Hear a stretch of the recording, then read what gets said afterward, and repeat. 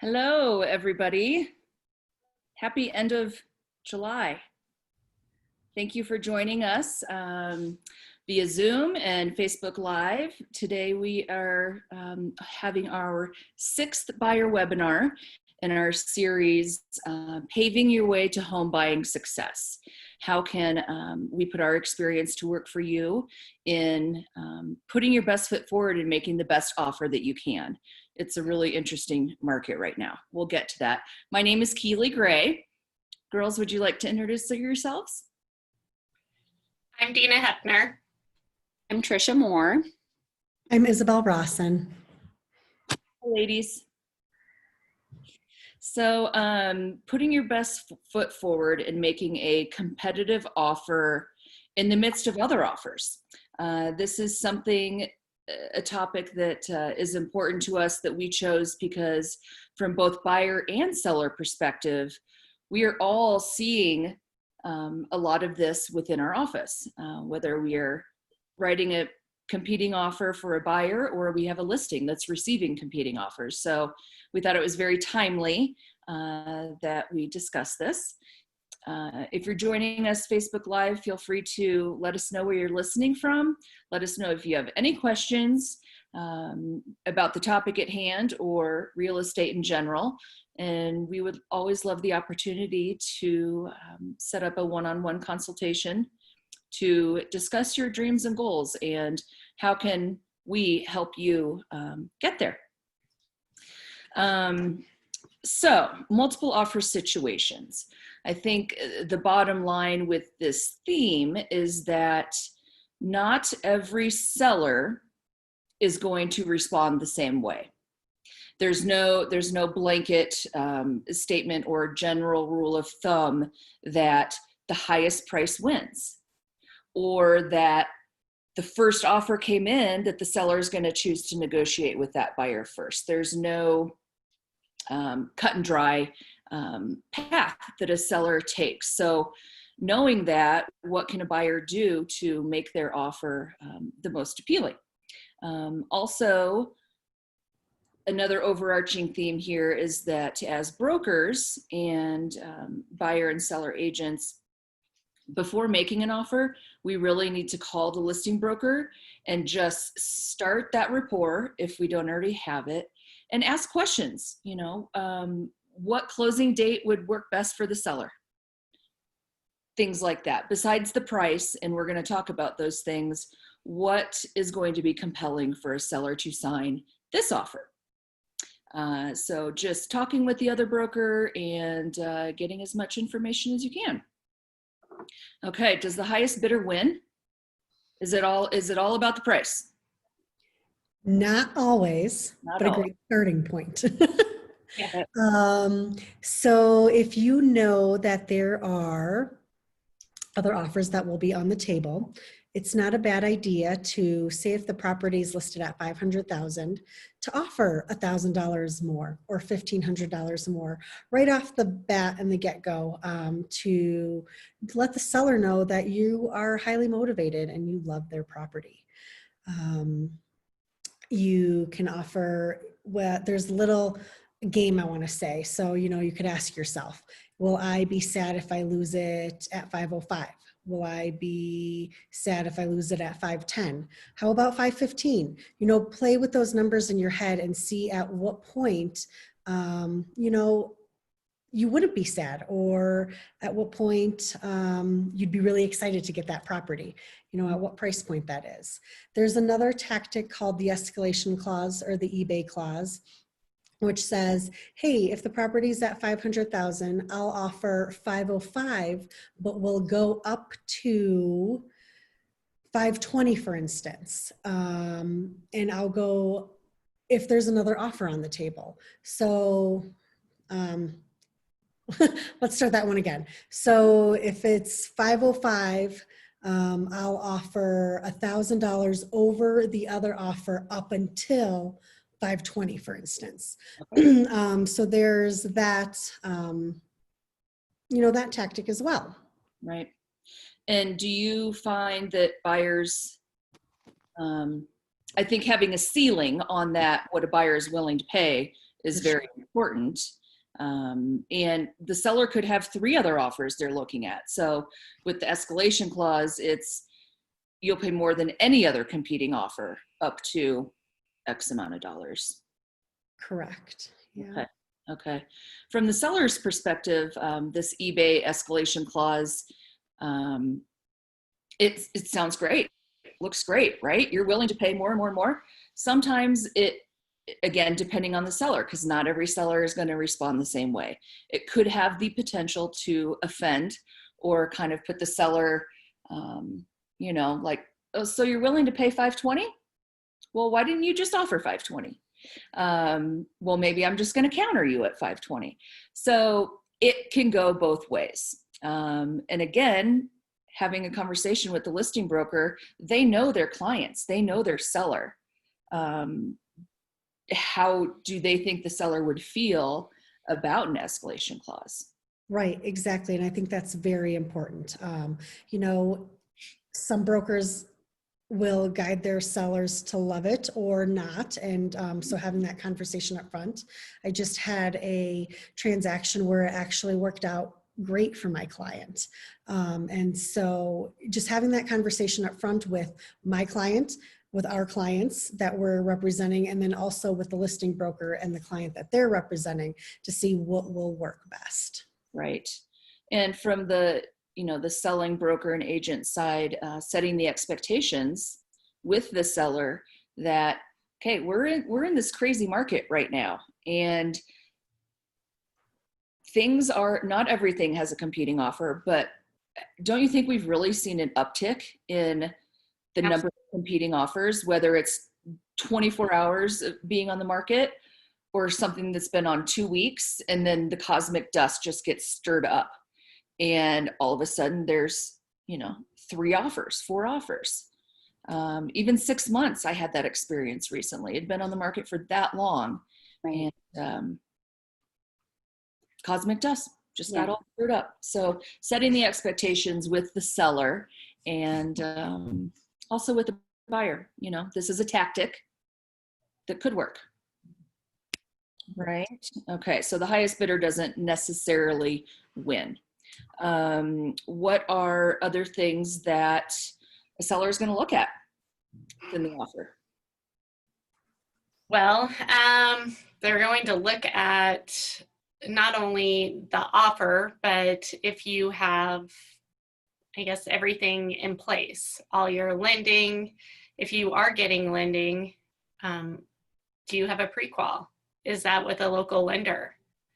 It's very important. And then also, how much are you putting down? 20%? Do you have proof of those funds that they're immediately available? Or if it's a cash offer, do you have proof of those funds that they're immediately available? Just having all your ducks in a row is a good idea to just have that ready up front. Okay. So Trisha, from the buyer's perspective, the seller's saying, show me the money. So how else do you do that when preparing an offer for your buyers? What do you advise them to do, once we start the process of looking at property and picking something out, writing an offer? What are things that our buyers can be doing so that if they are in a competing offer situation, that they're going to look really good? Right. Sure. As Deena mentioned, certainly talking to a lender, having your pre-qualification lender letter available is important. Is it with a local lender? That's even better. As you mentioned earlier, Kelie, everybody has a different set of important guidelines that they're going off of when offers are coming into them as a seller. So maybe they've been burned in the past by an out of area lender, and so that's really important. Are they working with a local lender? Can I interrupt that? Yeah, go for it. I just had a buyer go under contract, and the first thing the listing broker said to me, are they getting a loan? And I said, yes. Are they working with a local lender? Mm-hmm. And that client didn't want to work with a local lender, and I advised them too. And as soon as he heard that, he said, well, I really doubt my seller will even look at it because we have multiple offers coming in. So Right. she turned around, got a pre-qual through a local lender. It worked out perfectly, and we closed last week. Awesome. Congratulations. Yeah, so important to find out what's important to them. And when we're assisting buyers, that's our job, is to find out from the listing broker what's going on with these sellers, what's important to them. And it may be dates. That's another big one. It may be that they have an event coming up in their life that they want to get through before closing, or they want to get out fast, or they'd like to rent the property back from this particular buyer if they'd be willing to do that. So finding out what's important to them is so important on our side, from our perspective, when we're assisting buyers. Just ensuring that we are making it as beautiful as an offer as possible. And oftentimes that means maybe cleaning up the offer to have less things for the seller to worry about. And that may be, okay, yes, I want a survey to be done, but this is a townhouse and it's not necessarily as important for this to be a hurdle for us to get over during the transaction. So maybe I remove that contingency. Or if you are up against 3 other offers and you're trying to be super competitive, maybe that's your opportunity to say, okay, I'm going to remove the inspection objection deadline, not the inspection termination or the ability to have an inspection done. We would certainly never encourage that, but just your inspection objection deadline, meaning that once you get there, you've had the inspection done, you're either moving forward or you're terminating the contract, and your earnest money is protected, but you're not going to be asking the seller for anything. That's another way that you could make it as clean as possible, make it as appealing and attractive to the seller as possible. Same thing with, I think Deena had an interesting one with an appraisal recently, correct? Correct. So I just had a listing with multiple offers, and the buyer that went under contract removed the inspection deadline and the survey deadline, and or kept the survey deadline, but removed the objection deadline. Also removed the inspection objection deadline and removed the appraisal objection deadline. With that can be a little scary. You can put a clause, if you are on the buying side, your broker can put in a clause that will go up to a certain amount. Say, I had a buyer go under contract and they had that clause in their contract that they would go up to $10,000 if it didn't appraise. To come closing with $10,000 additional. But after that, they wouldn't have to come up with any additional money. That can be scary, but it's a way to win over 5 offers. Right. So eliminating contingencies, but still while protecting yourself as a buyer. That's the important thing, right? Important. Is to make it as appealing and attractive, like I said, to the seller, but also protecting yourself as a buyer. Absolutely. And I think from the seller standpoint, we want the buyers to have their due diligence period with reviewing HOA documents and doing the inspection, looking at the seller's property disclosure. We want them to know everything about the property, be fully informed, so that nothing happens, down the road or 2 weeks prior to closing. So we want the buyers to keep those rights, and they are rights that a buyer has. Okay. Anything else about deadlines and contingencies, other than communicating, over communicating, setting the expectations with our customers up front? Anything else along those lines, girls?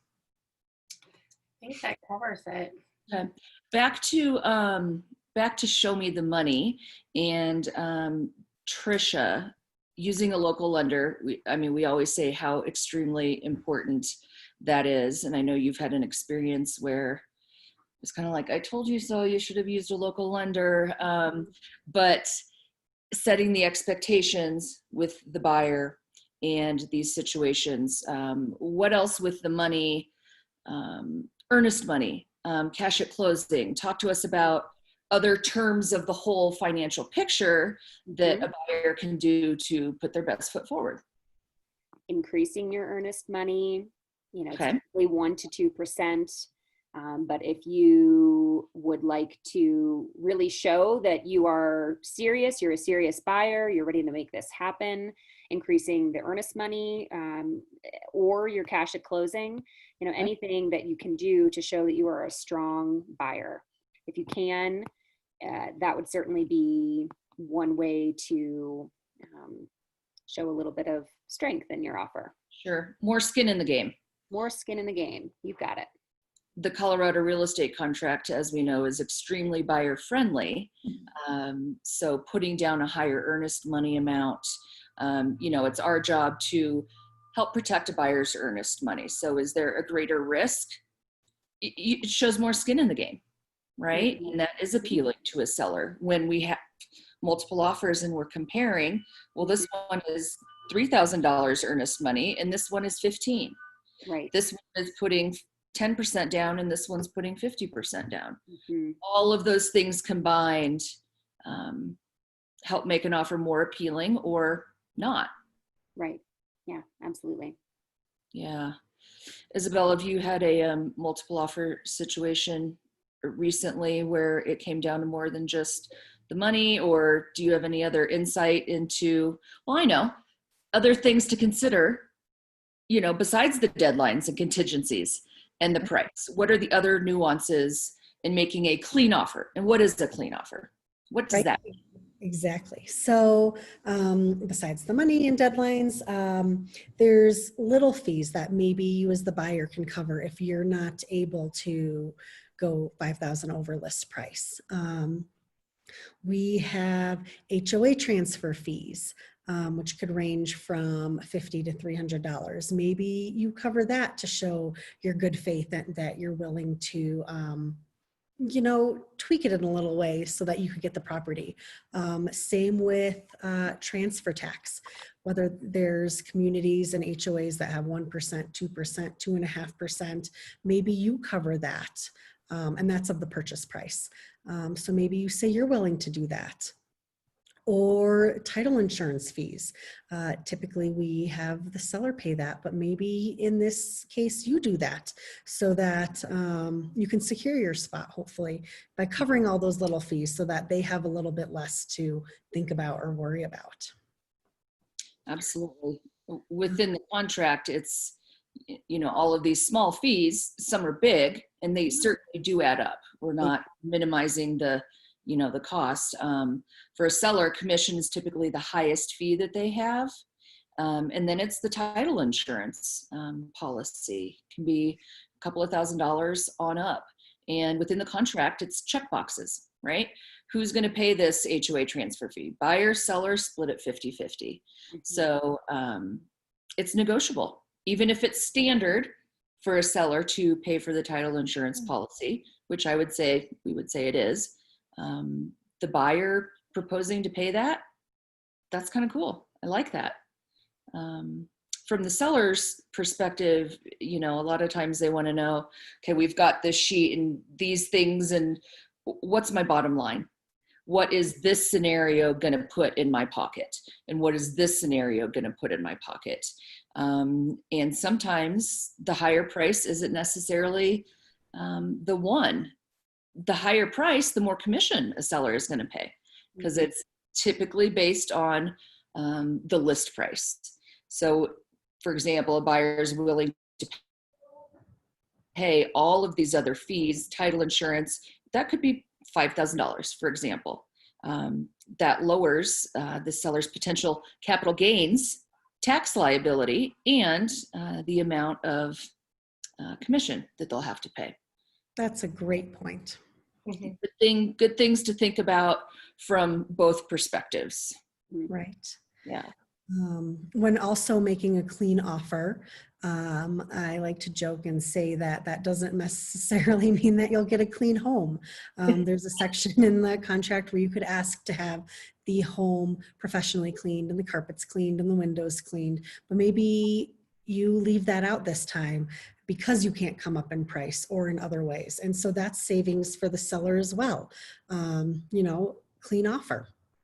Or the furnishings. Maybe it's fully furnished and you don't want the furniture, but sometimes it's just easier for the seller to leave it versus trying to get rid of all of that. So you take on that, I would say, inconvenience or burden to make your offer stand out a little bit more.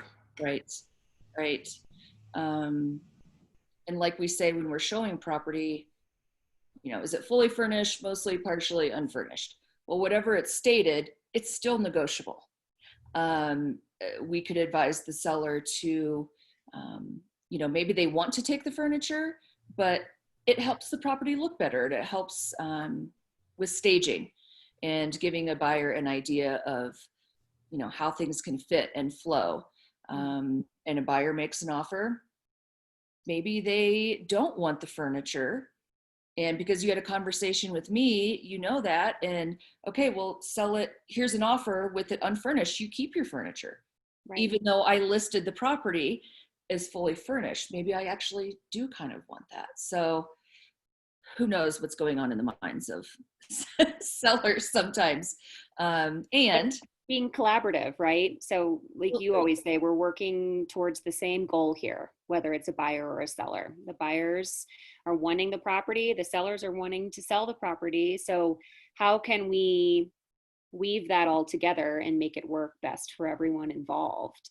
And I just had a recent transaction where it was being sold unfurnished, but the furniture was kind of important to my buyers. And so that was, like you said, just one additional tool that we used when negotiating.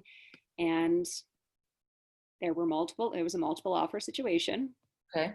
And ours was the first submitted for those particular buyers. That was important, and they were going to address it in that manner. Okay. But then just the communication back and forth, we figured out what was important to all parties, and it ended up being not even remotely what was listed in the MLS or what we started with, but it worked out nicely. So good. Yeah. And again, bottom line, us as brokers, working with each other, just being overly communicative, and we're on the same side. How can we make this work for everybody? Right. Sometimes people get hung up on furniture. As a buyer, if you're going to put your best foot forward, like Isabel said, make it as clean as possible. Don't muddy up the additional provisions section with a lot of extra stuff like the cleaning. Some brokers put that in a standard. We like to look at that on a case-by-case basis in order to present a clean offer for our buyers. And a lot of investment properties are already professionally cleaned when listed, and nobody stays in them during the whole listing. So there's no need to even ask for the cleaning. And isn't it funny how it can sometimes offend a seller too, as well? Absolutely. I just had a seller who said, why are they asking for it to be cleaned? We just had it professionally cleaned. And it's, it was just put in as a blanket you could just tell the broker just threw it in, but it was more offensive at that point because it was like, well, do you not think it's clean? It's clean. Right. We just cleaned it. So or I just spent all day cleaning that. Right. Yeah. That's a little bit harder. Okay. Yeah.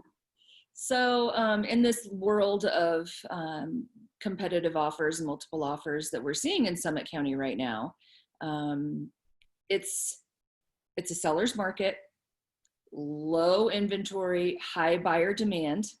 What can we do to keep our buyers positive about the prospect of, hey, let's find a great place in the mountains? And not every scenario is going to be a competitive offer situation, but us setting the expectations. And how do we keep it fun for buyers in this environment, in this market? that we're in? What would you say? What would your advice be, or your takeaway? My advice, my takeaway from all of this would be, just like anything in life, be prepared. It's going to be a lot less stressful and more fun for you as a buyer if you have your ducks in a row, like Deena said. Have that pre-qual letter ready so that you're not stressing later. It's like, you know, going on a hike and not packing a lunch for a 2-year-old. That's not going to turn out well. So let's get ourselves prepared so we have a great experience. That would be my advice. I like that. Yeah. That is good advice.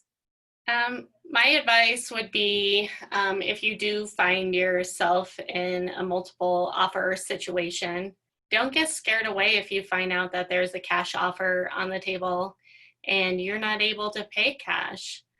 You can certainly still play in the game and possibly win the property. So don't let cash scare you away. Also, if you don't end up in getting the property, being the first in place, consider a backup offer. I've had multiple clients end up in first place and getting the home of their dreams by just putting in a backup offer. Yeah, great advice. Yes. I would say be creative when it comes to putting in the offer and what's important to you, and making sure it's clean and seeing what boxes you could check to help out with some of the fees to get it. Awesome. To Deena's point about backup offers, we are seeing more properties in this market. I'd say the past 12 to 18 months, probably, we've seen more properties fall through, go under contract and fall through, whether it's a competitive offer situation or not. Go under contract, fall through typically within the first week. Buyers sometimes feel, because of such low inventory, they feel a pressure from the market to make a very quick decision. And then they procure the property and then they sleep on it and think, what was I thinking? This isn't the perfect property for me. A lot of times they are terminated, before inspection or anything like that. So to Deena's point, writing a backup offer, putting yourself in primary position if that first contract does fall through, is very successful with buyers, because more properties are terminating once they do go under contract. Not a large percentage, but it is a possibility to get a property that is under contract. Thank you, ladies. I think there's some really good insight here. And bottom line, we're here to help. We have a lot of experience with buyers and sellers in this market, in this competitive offer market that we are in. And yes, it can be intimidating. Bottom line, it's going to be fun. I think we all believe that things typically work out the way that they're supposed to. And if you didn't get the property in a multiple offer situation, I think it's because a better one's going to come along tomorrow, and you're going to have your ducks in a row. You're going to have your pre-qual letter. You're going to have your proof of funds. You're going to have your checkbook handy for that higher earnest money amount, and really get the right property. So patience, I would say, patience and communication with everybody involved. Absolutely. Love that. Yeah. So thank you, everybody, for joining us. If you do have any questions about this topic, anything in regards to real estate, what's the weather like? What does Frisco Main Street and Breck Main Street look like right now? We're happy to chat. So we'd love to have the opportunity to sit down or via Zoom and talk more about what you're looking for as a buyer or a seller in listing your property and setting the expectations from the get-go. We appreciate your time. We really do. We hope you find this valuable, and we'd love to hear what you think, and if you have any ideas for our next webinar. Okay, take care, everybody. Have a great day, and we'll talk to you soon. Bye, guys. Bye.